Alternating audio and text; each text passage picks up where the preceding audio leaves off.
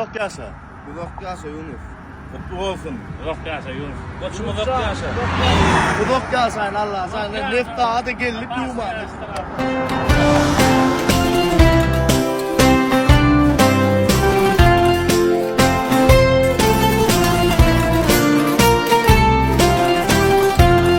Happy birthday Yunus, happy birthday to you.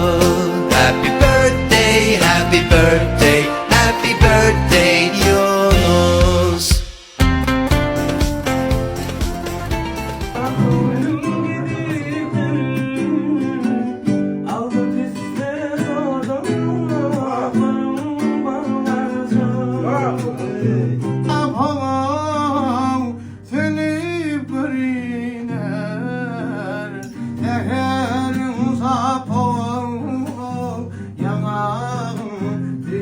Ey Tanrım dayanabilir miyim ben?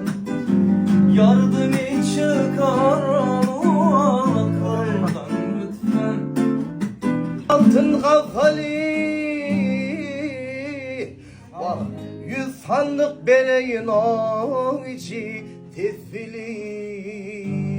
Deyince ben gideyim, ben gideyince ben gideyim.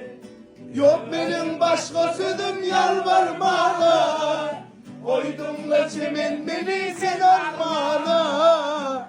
Bu tolyanin yanına varmana, ben gideyim çemenim ben gideyim. Yine de yok benim başka sözüm yalvarmana, koydum da çemen beni sen armana.